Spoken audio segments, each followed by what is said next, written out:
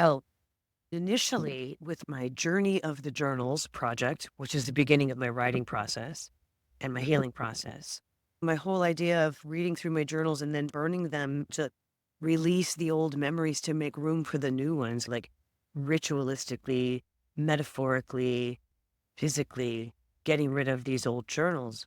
So I was nudged by the spirit literally to start the project here while I'm still here at Usery Mountain Park because I've got a fire pit and I could burn the journals. So I started with my very first one. That was 1979, and I was 15 years old.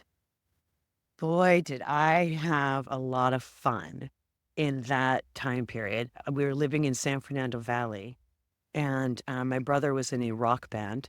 I was going to Granada Hills High School, and it was all about boys, boys, crushes. Why doesn't he like me? And a lot of rock band parties and a lot of reporting about getting drunk and doing stupid stuff. But I was 15 and having a blast. And my friend Lanae is brought up in a lot of these things. In the course of that year, I've documented, I saw so many concerts. That was like the lifestyle. Save money and go to concerts because the tickets weren't that expensive. And it was so close by in Los Angeles at the Forum or the Swing Auditorium in San Bernardino or Long Beach Arena. We were right there in the middle of all of it, and it was easy to get to. And so I documented like a Jethro Tull and Yes and Rainbow and Journey and the Babies and gosh, so many. And I know I haven't even gotten to the later years where I've seen more.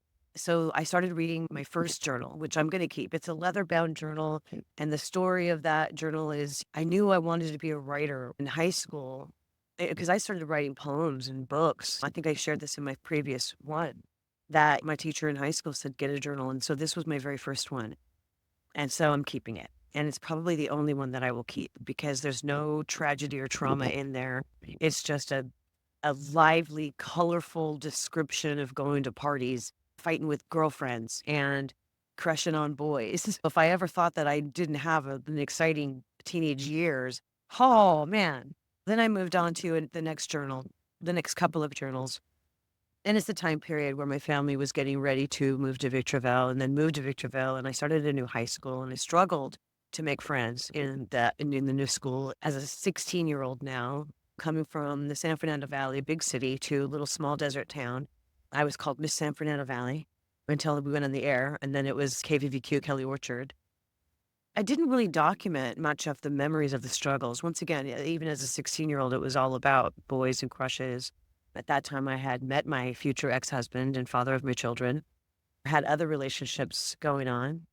And the journey it still had my friend Lanae all over the place when we were 17, 18, 19 years old. She was my concert buddy. She was living in Escondido now, and I'm living in Victorville.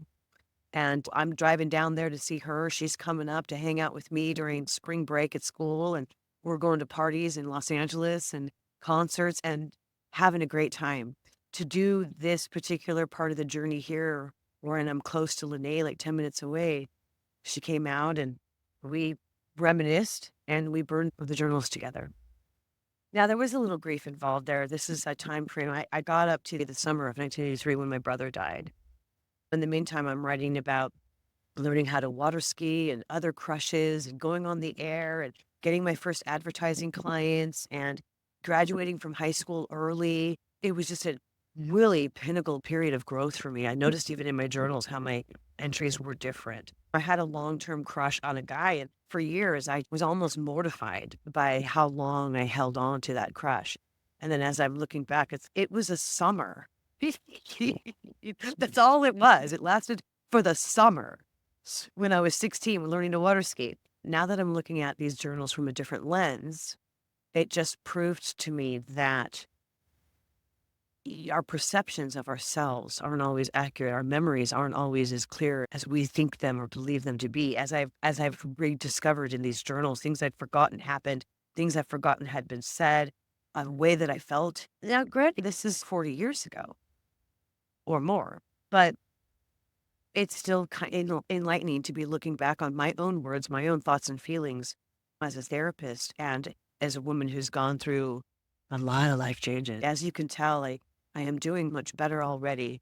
the time away from my old life, although it was painful to throw it all overboard. It was painful to let it all go.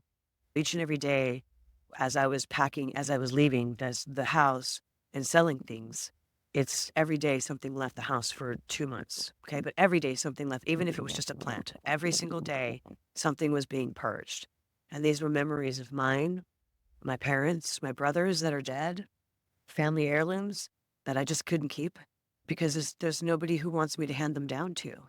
And I had an existential crisis. I have to do something different.